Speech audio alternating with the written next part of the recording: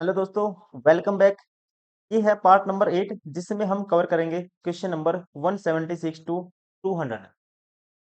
ये सीरीज हमने डिजाइन की थी बिहार एग्जाम मैथ्स के नाम से। और ये दोस्तों काफी इंपॉर्टेंट है मैथ्स में। आपको डाउट नहीं रहने वाला है बिल्कुल भी किसी भी एग्जाम को लेके। तो आपको एग्जाम का पैटर्न पता लग जाएगा, साथ ही साथ जो लेटेस्ट क्वेश्चन है वो भी आपके कवर हो जाएंगे। लास्ट टाइम में जो भी एग्जाम हुए थे क्वेश्चन हमने उठाए हैं। और ये हर एग्जाम्स के लिए इंपॉर्टेंट है। बिहार का कोई भी एग्जाम हो, दरोगा हो, सिपाही हो, बीएसएससी हो, बीपीएससी ट्री हो, कोई भी एग्जाम हो, ये सारे क्वेश्चन आपके कॉन्सेप्ट को और स्ट्रॉन्ग करेंगे और एग्जाम के लिए आपको रेडी करेंगे। तो चलिए स्टार्ट करते हैं। That is part number 8, question number 176 to 200। 176 question number. एक गाड़ी की गति 60 किलोमीटर प्रति घंटा है। वह 2 घंटों में गंतव्य स्थान पर पहुंच जाती है। दोस्तों गंतव्य स्थान कितनी दूर है, सीधा कह सकते हैं 120 है। यदि गाड़ी की गति 60 किलोमीटर प्रति घंटा है तो वह गंतव्य स्थान पर डैश घंटों में पहुंचेगी। दोस्तों 2 घंटे पहुंच जाती है। तो इसका मतलब गंतव्य स्थान कितनी दूर है, 1 घंटे में 60 किलोमीटर, 2 घंटे में 60 दूनी 120 किलोमीटर कवर करती है। अब दोस्तों अगर स्पीड 80 की हो तो टाइम पूछा है तो डिस्टेंस ये है, टाइम से स्पीड से डिवाइड कर देते हैं तो ये टाइम आएगा। 80 से डिवाइड करते हैं इसको, 0 से 0, 4 × 3 = 12, 4 दूनी 8, 3/2, मतलब कि 1 सही 1 2 घंटे लेगी। फिर वो राइट आंसर होगा ऑप्शन ए।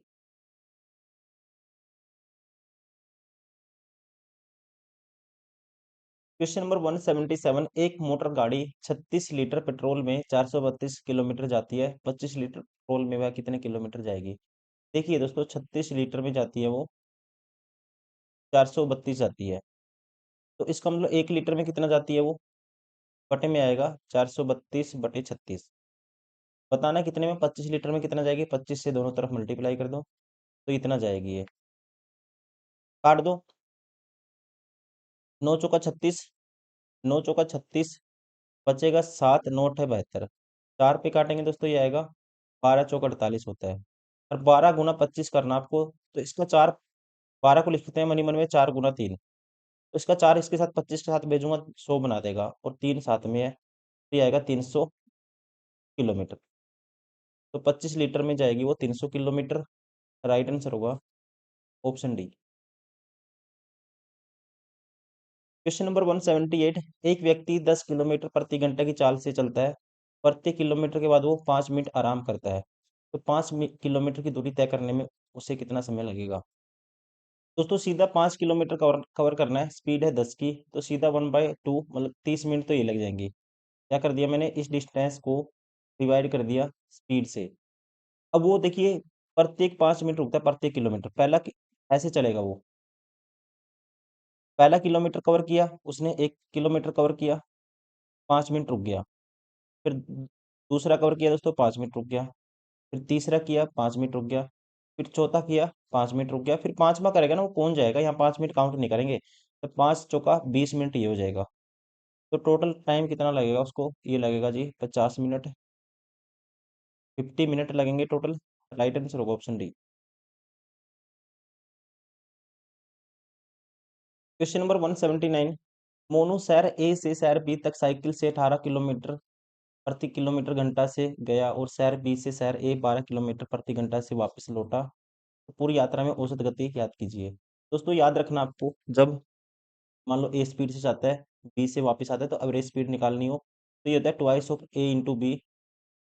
18 से गया और 12 से वापस लौटा, और बटे में आते हैं इन दोनों का जोड़, 18 और 12 30, ए प्लस बी आता है बटे में। तो ये आएगा 6 दूनी 12, 6 × 5 = 30,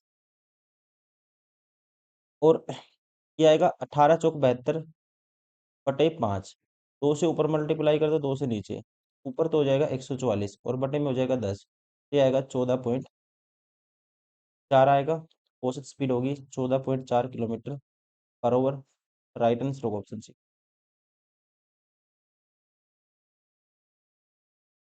एक व्यक्ति स्थिर पानी में 7.5 किलोमीटर प्रति घंटा की चाल से नौकायन कर सकता है। स्थिर पानी में मतलब स्पीड ऑफ बोट क्या है दोस्तों, टी की वैल्यू ये है 7.5, 15/2 किलोमीटर पर आवर। यदि 1 से 1/2 किलोमीटर प्रति घंटा की गति से वह बहती हुई नदी में किसी स्थान पर पहुंचने और वापस आने के लिए 50 मिनट लगते हैं उसे, तो उस स्थान की दूरी कितनी है? मतलब स्ट्रीम की जो वाटर की स्पीड क्या है, 3/2 है। अब दोस्तों 50 किलोमीटर कहता है, 50 मिनट लगते हैं उसको आने जाने में, तो डिस्टेंस बताना है। देखो डी गया वो, टाइम कितना लगेगा टोटल, डी जाएगा, मान लो अपस्ट्रीम में जाएगा, तो ये है 7.5 में जोड़ूंगा मैं 3/2 1.5, 7.5 में 1.5 ऐड करेंगे तो ये आएगा 9 आएगा। और जाने में 32 स्थान में पहुंचने और वापस आने में मान लो अपस्ट्रीम में वापस आता है, तो अपस्ट्रीम में स्पीड माइनस हो जाती है, तो आपको 7.5 में से 1.5 माइनस करना है, तो ये आएगा 6। और ये टोटल मिनट लगती है कितनी, 50 मिनट लगती है उसको। 50 मिनट को और में कन्वर्ट कर लो, ये आएगा 5/6। अब डी कॉमन ले लेता हूँ, यहाँ से आया, इन दोनों का एलसीएम आ गया, 9 और 6 का एलसीएम आएगा जी 18, तो ये आएगा 9 दूनी 18 और 6 ती 18, और यहाँ पे है 5/6 के बराबर ये 5 आएगा, जोड़ेंगे इसको, 5 से 5 कैंसिल आउट हो जाएगा, 6 से काटेंगे, 6 ती 18, क्रॉस मल्टीप्लाई करेंगे, डिस्टेंस आएगी 3 किलोमीटर। राइट आंसर होगा ऑप्शन ए। क्वेश्चन नंबर 181, नदी में धारा का वेग 2 किलोमीटर प्रति घंटा है, और इस नदी में एक नाविक धारा के विपरीत 10 किलोमीटर जाने में और वापस उसी बिंदु आने में 55 मिनट का समय लेता है, तो शांत जल में नाविक का वेग ज्ञात कीजिए। स्पीड ऑफ बोट आपको बतानी है। तो 10 किलोमीटर गया दोस्तों, मान लो बोट की स्पीड बी है, तो मान लो गया अप डाउन स्ट्रीम में वो, तो ये हो जाएगी 10 बी+2 हो जाएगी। और 10 किलोमीटर जब वापस आया, मान लो अपस्ट्रीम में आया, तो 20 बी-2 हो जाएगी, क्योंकि मैंने बोट की शांत चाल में नाविक का वेग मान लिया बी। और टोटल लेता है 50 मिनट लेता है आने जाने में, सॉरी 55 मिनट लेता है आने जाने में। तो 55 को ओवर में कन्वर्ट कर लो इसको, 55 क्या आएगा, 60 आएगा, 5 पे काटा 11 और 5 पे काटा 12, तो 11/12 आएगा ये। अब 10 दोनों में से कॉमन आएगा दोस्तों, 10 दोनों में से कॉमन आएगा, तो ये आएगा 1 और एलसीएम आएगा b+2 b-2, और यहाँ पे आएगा b-2, और यहाँ पे आएगा b+2। अब 2 से 2 कैंसिल, ये आएगा 2b, b+b 2b, मतलब 10 × 2b, और बटे में ये आएगा b+2 b-2, और क्रॉस मल्टीप्लाई कर दो इसकी, 11/12 था, और ये यहाँ पे हो जाएगा b+2 b-2। इसको हटा देते हैं 1 सेकेंड।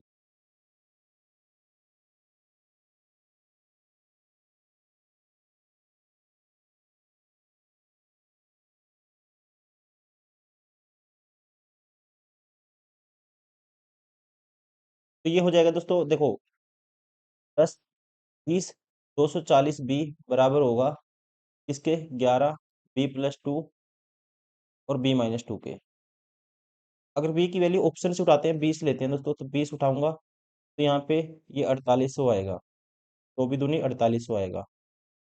क्या राइट साइड में भी 4800 बनेगा? तो देखो 11 × 20 उठाया, तो 20+2 22 आएगा, और 20 - 2 करेंगे 18 आएगा। अब आपको पता है ये कभी भी 4800 नहीं बनेगा, क्योंकि लास्ट डिजिट 0 आना चाहिए था, ये ऑप्शन बार हो गया। 22 उठाता हूँ, तो ये होगा 240 × 22 होगा, और यहाँ पे 22 उठाऊंगा तो दोस्तों ये 24 हो जाएगा, और ये क्या हो जाएगा, 20 हो जाएगा। और इसको सेम बना सकते हैं, मैं इसको, इसका जैसे 20 × 2 है ये 10, 10 × 2 है 20, तो इसको 2 से गुना करूंगा तो ये तो 22 बन जाएगा। और इसका दोस्तों क्या होगा, 24 को गुना, ये 24 के साथ इसका एक 10 चला जाएगा, ये हो जाएगा 240, मतलब सेटिस्फाई होता है कौन सा, ये 22। राइट आंसर होगा ऑप्शन बी।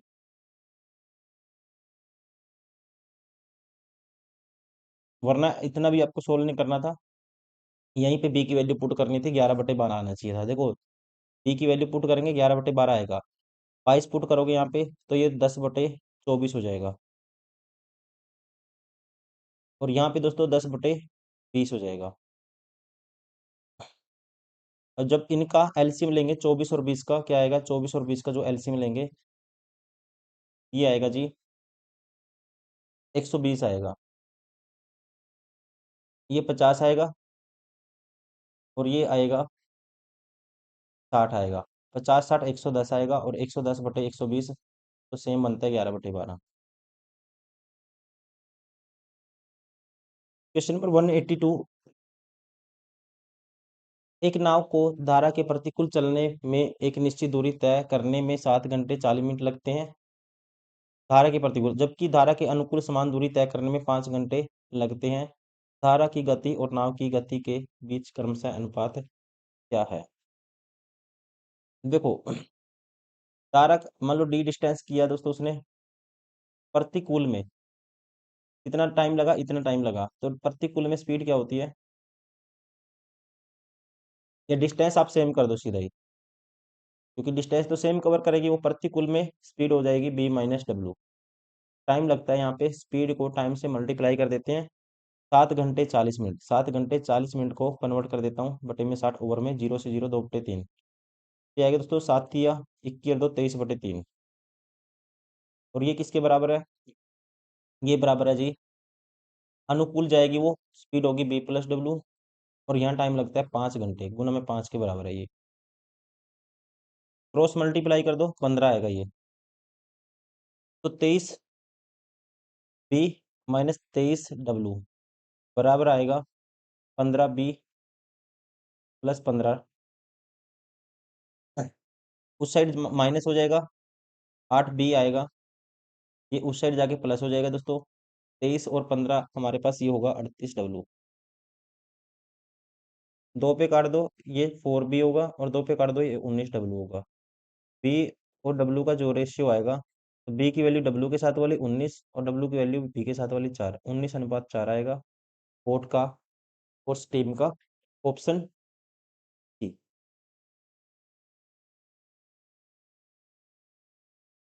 Question number 183। एक आदमी धारा के अनुकूल 30 किलोमीटर और धारा के विपरीत 18 किलोमीटर नाव चलाता है। धारा के अनुकूल 30 और धारा के विपरीत 18, इसमें हर बार 5 घंटे लगते हैं, तो धारा का वेग क्या है? अब दोस्तों यहाँ पे क्या है, टाइम सेम है, टाइम क्या है, दोनों बार 5, इसमें हर बार 5 घंटे लगते हैं, तो यहाँ से सीधी b+w की वैल्यू आएगी, धारा के अनुकूल 30 किलोमीटर गया, तो डिस्टेंस को अगर टाइम से डिवाइड कर देता हूँ, स्पीड आएगी, ये आएगी 5 का 30, b-w की वैल्यू आएगी, विपरीत दिशा में 18 किलोमीटर चलाता है, ये आएगी 18/5। 18/5 को लिखता हूँ मैं, 2 से ऊपर मल्टीप्लाई 2 से नीचे, 36/10 3.6। तो आपको बताना है तो धारा का वेग क्या है, डब्ल्यू की वैल्यू दोस्तों बतानी है, और डब्ल्यू की वैल्यू क्या होगी, इन दोनों का डिफरेंस का आधा होती है सीधा, जब a+b पता हो, a-b पता हो, और b की वैल्यू निकालनी हो, आपको याद रखना है डायरेक्ट रिजल्ट इन दोनों के डिफरेंस का आधा होता है हमेशा, इन दोनों का डिफरेंस आएगा 2.4, और उसका आधा करूंगा तो ये आएगा 1.2। राइट आंसर होगा ऑप्शन बी।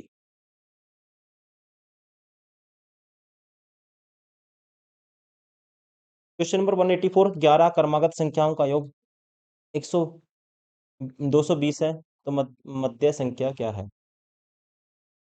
दोस्तों सम ऑफ नेचुरल नंबर क्या होता है,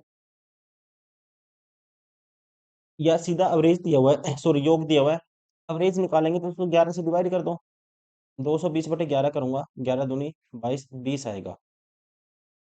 अब नंबर ऑफ टर्म कितनी है, 11 है दोस्तों, इसका मतलब ये जो 20 होगा ना, ये एवरेज है, 5 इससे इस साइड आएंगे और 5 इससे इस साइड आएंगी, और ये पूछा आपसे मध्य संख्या क्या है, तो ये होगी 20। राइट आंसर होगा ऑप्शन बी। श्रेणी 30 है, ये कौन सी श्रेणी है ये आपको बताना है, समानांतर श्रेणी है, गुणोत्तर श्रेणी है, हरात्मक श्रेणी है, चरघातांकी श्रेणी है।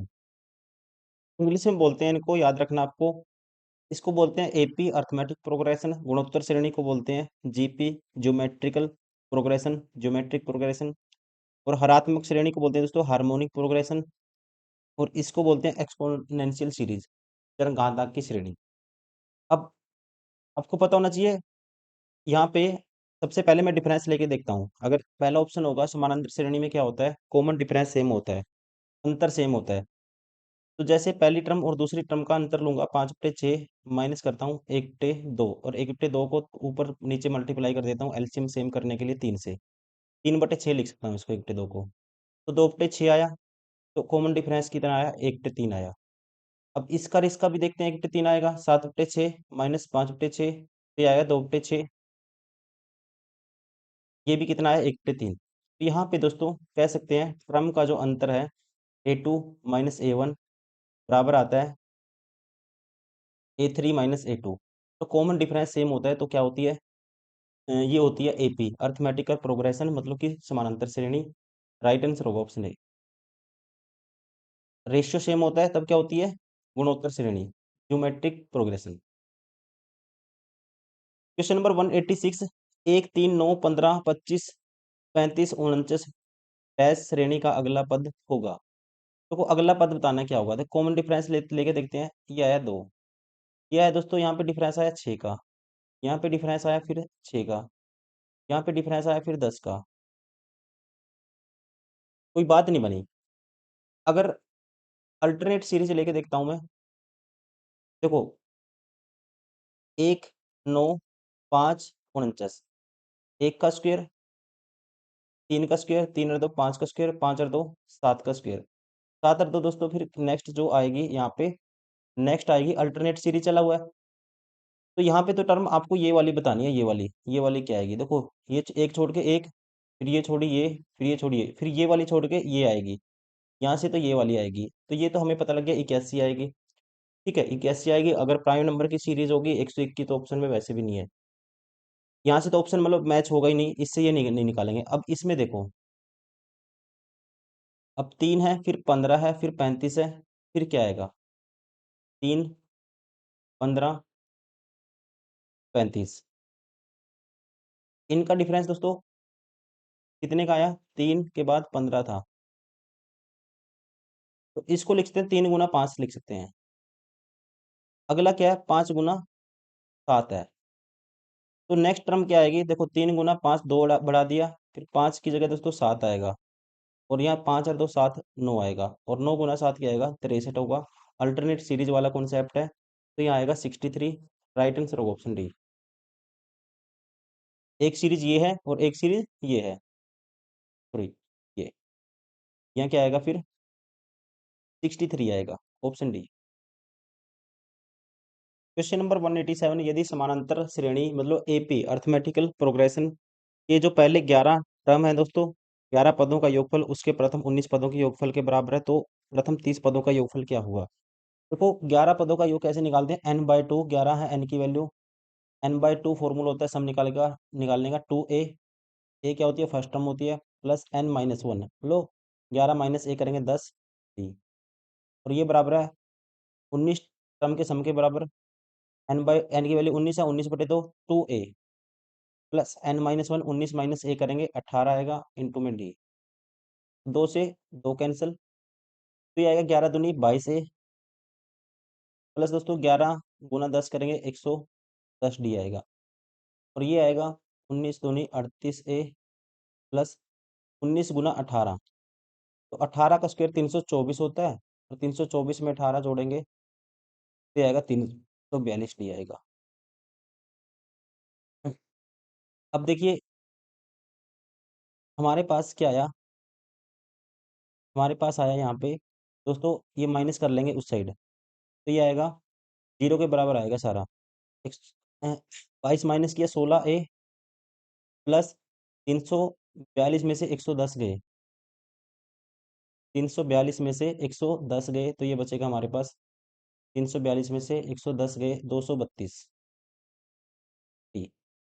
आगे क्या कॉमन ले लेता हूँ, इसमें से कॉमन ले लेता हूँ मैं, कुछ कॉमन ले लेता हूँ, 4 से काटूंगा इसको तो 0 बराबर आएगा 4 चौकी 16, 4a, प्लस इसको भी 4 से कैंसिल आउट कर दो, 4 पंजा 20, 4 अट्ठावती 58 डी। फिर उसके बाद दोस्तों इसमें से और भी कॉमन ले लेते हैं, कुछ दो कॉमन ले लेते हैं, तो ये 0 बराबर आएगा 2a प्लस 29b। अब आपको 30 पदों का योगफल बताना है, इसकी वैल्यू 0 के बराबर आई।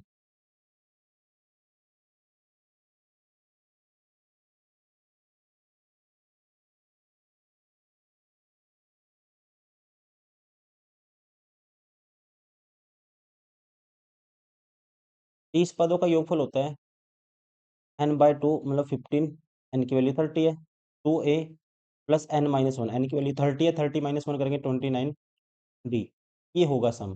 अब इसकी वैल्यू दोस्तों क्या है, ये सारे की 2a प्लस 29d की वैल्यू 0 है, तो 15 की अगर हम 0 से गुना करेंगे तो आंसर भी क्या आएगा, 0 आएगा। राइट आंसर होगा ऑप्शन फर्स्ट। समानांतर श्रेणी 5, 11, 17 डैश का 101वां पद है। देखो 101वां nth टर्म का फॉर्मूला होता है, ये होता है a plus n-1 into D. दोस्तों a क्या होता है, फर्स्ट टर्म होती है, ठीक है। n क्या होता है, नंबर ऑफ टर्म होती है, d इनका कॉमन डिफरेंस होता है। तो यहाँ से आपको 121 101वां निकालना है, तो ये वाली टर्म निकालनी है आपको। तो मतलब n की वैल्यू 101 पुट कर दो, और a क्या है, पहली टर्म होती है 5 प्लस n-1, n क्या 101 माइनस 1 करेंगे 100 आएगा। और d की वैल्यू क्या है, इनका कॉमन डिफरेंस होता है, ये अंतर इनका देखो 6 6 अंतर सेम आएगा, समानांतर श्रेणी में एपी में अंतर सेम होता है, तो अंतर क्या आया, 6 आया। तो ये आएगा हमारे पास 6 गुना 100 600 प्लस 5 605 आएगा। राइट आंसर होगा ऑप्शन ए।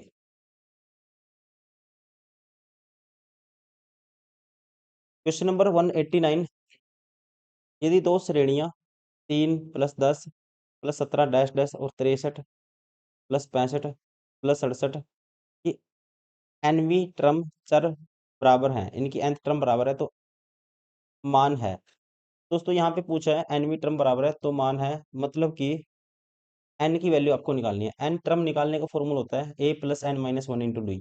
अब देखो दोनों क्या है, समानांतर श्रेणी है, एपी है, और एपी में अभी पिछला क्वेश्चन किया था, एनवी टर्म निकालने का फॉर्मूला क्या होता है, A plus n-1 into D. तो ए की वैल्यू क्या है, 3 है, एन की वैल्यू निकालनी है, और कॉमन डिफरेंस दोस्तों इनका क्या है, देखो 7 है, 7 है, ये बराबर है nth टर्म दोनों की।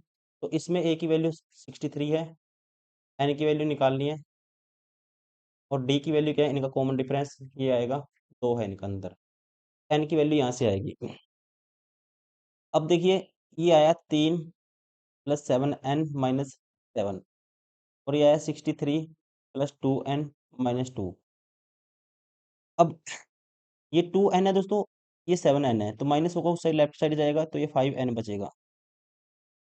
अब कांस्टेंट टर्म देखते हैं, ये 63 माइनस 2 61 हो गया, और ये 7 प्लस माइनस के 3 प्लस के -4 उस साइड जाके प्लस हो जाएगा, 67 और 4 65 हो जाएगा, 65।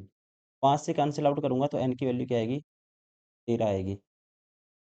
इनकी जो एन की वैल्यू होगी, एनवी टर्म बराबर हो तो एन का मान क्या है, ये है जी 13, तो इनकी मतलब 13वीं टर्म बराबर है, ऑप्शन बी।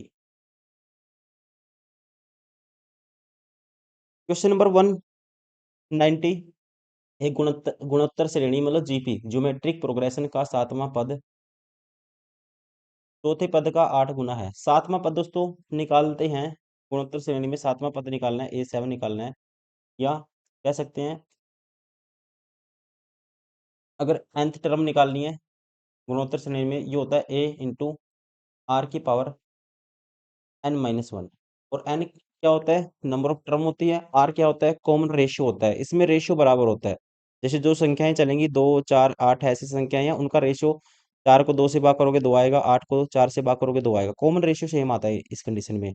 जियोमेट्रिक प्रोग्रेशन में कॉमन रेशियो सेम आता है, अर्थमेटिक प्रोग्रेशन में क्या आता है, समानांतर श्रेणी में आता है, उनका डिफरेंस सेम आता है, अंतर सेम आता है। देखिए कहता है 7वां पद दोस्तों निकालने का तरीका क्या होगा, a इंटू आर की पावर n-1, n की वैल्यू 7 है तो ये आएगा 6। कहते हैं जी का 7वां पद चौथे पद का 8 गुना है, चौथा पद निकालेंगे, ये 8 गुना है, और चौथा पद निकालेंगे a इंटू आर की पावर n की वैल्यू 4, 4 - 1 करेंगे 3, ये बराबर है दोस्तों। जब इसका पांचवा पद 48 है तो पहला पद क्या होगा? अब देखिए यहाँ से इस बराबर है दिस। अब ए से तो ए कैंसिल आउट हो गया, कॉमन रेशियो आ जाएगा यहाँ से। तो ये दोस्तों बटे में जाएगा, आर की पावर 3 तो आर की क्यूब बचेगा, और ये बराबर आया 8 के, तो आर की वैल्यू क्या आई? क्यूब रूट करेंगे 2 आई। आर की वैल्यू 2 आई हमारे पास। और कहता है इसका पांचवा पद 48 है, पांचवा पद 48 होगा, मतलब ए आर की पावर पांचवा पद एन माइनस वन, एन की वैल्यू 5 है, 5 माइनस 4, ये किसके बराबर है दोस्तों? 48 के बराबर है। यहाँ से ए की वैल्यू आएगी क्योंकि आर की वैल्यू हमें पता है। आर की वैल्यू 2, 2 की पावर 4 16 होता है, 48 काटूंगा, 16 थी 48, तो ए की वैल्यू क्या आई? 3 आई। तो पहला पद क्या होगा दोस्तों? पहला पद क्या होता है? ए ही होता है, ठीक है, क्या होता है? ए होता है, ये टर्म पहला पद होता है, तो ए की वैल्यू क्या आई? 3 आई। राइट आंसर होगा option B.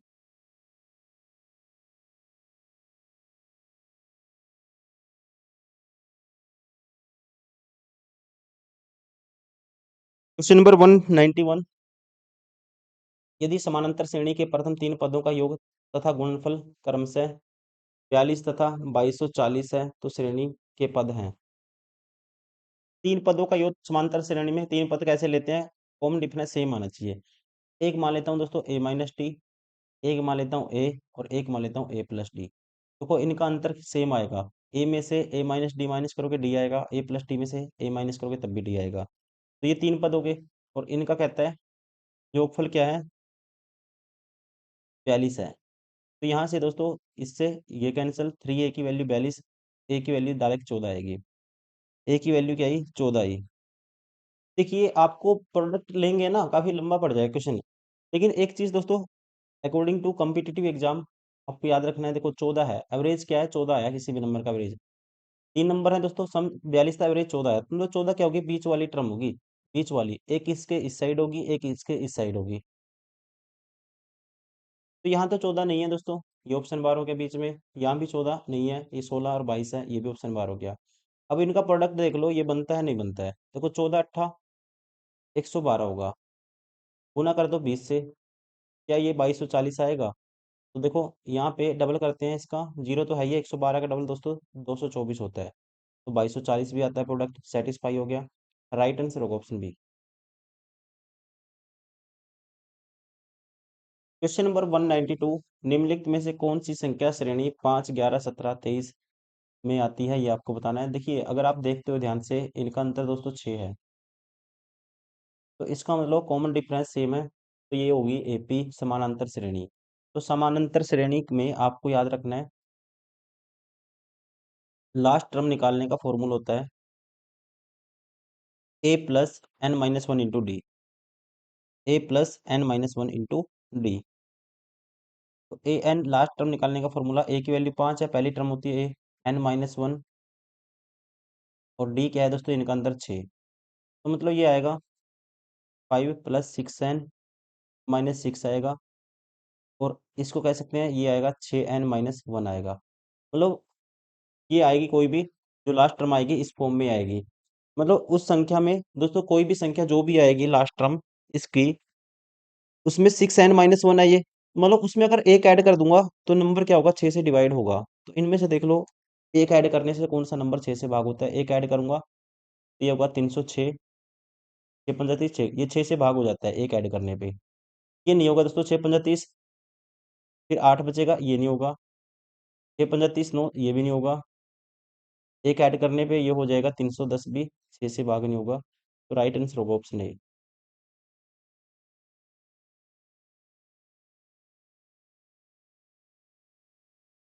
Question number 193।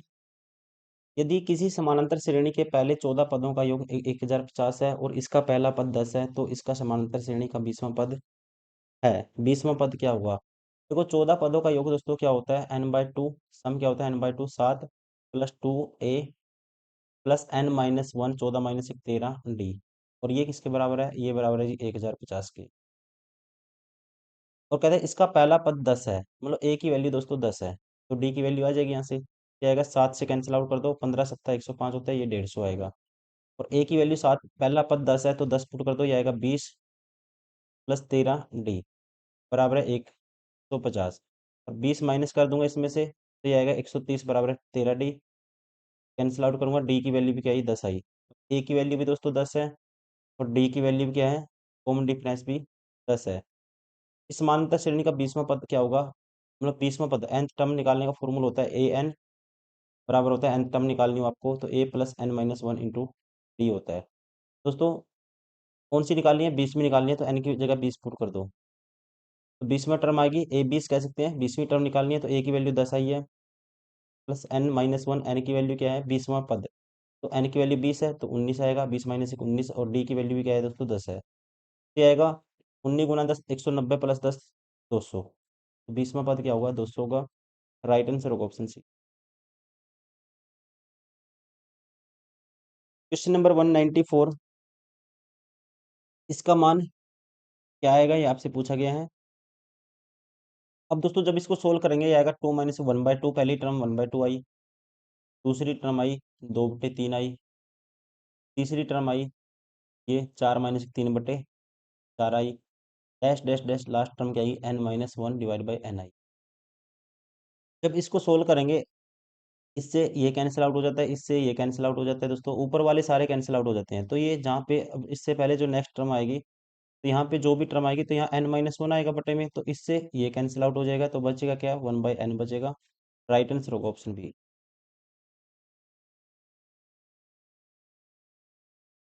195 question number, समानांतर श्रेणी एपी 11 7 3 के 15 पदों का योग क्या होगा। 15 पदों का योग दोस्तों ये होता है n/2 15/2 2a, और a क्या होती है पहली टर्म होती है 11, 2a मतलब 2 गुना 11 प्लस n-1 15, n की वैल्यू 15 माइनस 1 करेंगे 14, और इंटू डी होता है, और डी क्या होता है इनका अंतर, अंतर क्या आएगा -4 है। ये होगा 15 पदों का योग। अब इसको सोल्व कर दो, 15/2 11 गुना 2 करेंगे दोस्तों ये आया 22, और ये 14 × 4 = 56 माइनस के 56 हो गया, सॉरी 56 है, और 56 में से दोस्तों 22 गए, 56 में से 22 गए तो आप कहेंगे कितना बच गया, ये बच गया 34 माइनस का, तो आप 15 माइनस तो आ ही जाएगा, 34 है माइनस का तो माइनस बाहर ले लिया, बटे में 2 है, 2 पे काटूंगा 17 आएगा, और 17 गुना 15 करना आपको, 15 सत्ता या 17 पंजे 85, 8 कैरी 17 एकम 17 8 25, 255 आएगा माइनस के, ऑप्शन बी। क्वेश्चन नंबर 196, दो रेखाओं 3x प्लस वाई माइनस 7 बराबर है 0 और x प्लस 2y प्लस 9 बराबर है 0 के बीच का कोण होगा। एंगल बताना है इनके बीच का। दो लाइन के बीच का जब भी आपको एंगल निकालना हो, आपको निकालना है टेन थीटा का स्लोप वाला फॉर्मूला यूज करना है। टेन थीटा होता है मोड में m1 minus m2 1 plus m1 into m2। दोस्तों ये फॉर्मूला आपको यूज करना है। m1 m2 क्या होता है, इन दोनों लाइन का स्लोप होता है, दोनों लाइन का स्लोप होता है। तो m1 की वैल्यू आएगी, पहली लाइन का स्लोप क्या होता है, स्लोप का फॉर्मूला होता है कोफिशिएंट ऑफ x बटे में माइनस कोफिशिएंट ऑफ y, -1 करेंगे तो -3 हो जाएगा। और m2 की वैल्यू क्या होगी, कोफिशिएंट ऑफ x 1 है बटे में माइनस के कोफिशिएंट ऑफ y -1/2 हो जाएगी। तो यहाँ पे पुट कर दो, टेन थीटा आएगा ये फॉर्मूला याद रखना है बस आपको। और स्लोप कैसे निकालते हैं, कोफिशिएंट ऑफ x माइनस के कोफिशिएंट ऑफ y, ये आपको याद रखना है। मतलब ऐसे ही m1 निकालेंगे इस लाइन से, ऐसे ही m2 निकालेंगे। कोफिशिएंट ऑफ x क्या था 3 था, और बटे में कोफिशिएंट ऑफ y क्या था 1 था इसमें, और माइनस के साथ मल्टीप्लाई कर दिया 1 के साथ तो -3 हो गया, ऐसे ही m2 निकाल लिया। अब m1 माइनस m2, m1 की वैल्यू दोस्तों -3 है, माइनस के m2 की वैल्यू क्या है -1/2 है, बटे में आएगा 1 प्लस m1 m2 करेंगे तो प्लस हो जाएगा ये, और ये हो जाएगा 3/2। दोस्तों ये होगा, आगे सोल्व करता हूँ इसको, माइनस में प्लस हो जाएगा, मतलब कि 3 में से आपको माइनस करना है, माइनस के 3 है प्लस के 1/2 हो गया, 3 दूनी 6 माइनस के +1 माइनस के 5/2 हो गया ये, और बटे में क्या हो गया 5/2 हो गया, कैंसिल आउट करें दोस्तों -1 हो गया, और मोड है तो इसलिए वैल्यू पॉजिटिव हो जाती है। तो टेन थीटा की वैल्यू किसके बराबर आई 1 के बराबर आई। और 10 1 किसके बराबर होता है? 10 45 1 होता है। तो यहाँ से 10 कैंसिल, तो थीटा क्या आया? थीटा आया जी 45 डिग्री आया। राइट आंसर होगा option B. Question number 197, x plus 1/x2 है, तो एक्स की पावर 4 प्लस 1/x की पावर 4 निकालना है। तो देखो इसको इक्वेशन को, ऐसा नहीं है कि आप फॉर्मूला याद करो कुछ करो, डायरेक्ट आप कर सकते हो इसको। एक्स स्क्र प्लस 1 बाई, एक बार स्क्वेयर करेंगे दोस्तों तो क्या होगा? a² + b² होगा। x² + 1/x² आएगा, स्क्वेयर कर दो दोनों तरफ। प्लस 2ab मतलब 2 आएगा, और इसका स्क्वेयर करेंगे 4 आएगा, और 2 जो आएगा यहाँ पे +2 फिर आके -2 हो जाएगा, दोबारा से 2 बचेगा। फिर स्क्वेयर कर दो, एक्स की पावर 4 हो जाएगा, प्लस 1/x की पावर 4, प्लस 2ab मतलब 2 आएगा, और यहाँ भी स्क्वेयर करेंगे 4 आएगा, और ये 2 फिर माइनस हो जाएगा इधर आके। ये किसके बराबर आएगा? 2 के बराबर आएगा, एक्स की पावर 4 प्लस 1/x की पावर 4 क्या आया? 2, ऑप्शन है। वरना आप सीधा एक्स की वैल्यू 1 पुट कर दो 2 आएगा, तो वहाँ भी 1 पुट कर दो 2 सेटिस्फाई हो रहा है। ठीक है ना? तो ट्रिक भी है इसकी, लेकिन बेसिक से भी आना चाहिए। एक्स की वैल्यू 1 पुट करोगे तो 2 आता है, सेटिस्फाई हो रहा है, तो यहाँ भी क्या आएगा? 1 + 1 2। क्वेश्चन नंबर 198, p+4 में p+5 का गुणनफल है। दोस्तों p की p से मल्टीप्लाई करेंगे p² आएगा। p की फिर आप किससे करोगे? 5 से करोगे, 5p आएगा ये।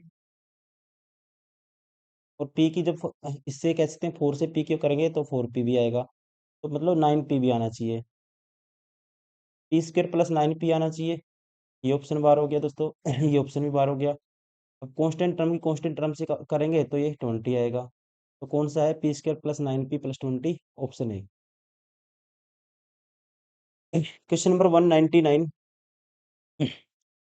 1 + x/12 तो x का मान ज्ञात करो। देखो करो एलसीएम लेंगे तो ये आएगा 144 बटे में, और ये आएगा 169, और सारे का वर्गमूल है बराबर है 1 + x/12। दोस्तों इनका रूट करेंगे, ये आएगा 13/12 आएगा, तो 13/12 को लिख सकते हैं 12/12 + 1/12, ऐसे लिख सकते हैं 1 + x/12 के बराबर है ये। ठीक है। अब देखो इक्वेट करेंगे तो x की वैल्यू यहाँ से क्या आएगी? 1 आएगी। राइट आंसर होगा ऑप्शन ए।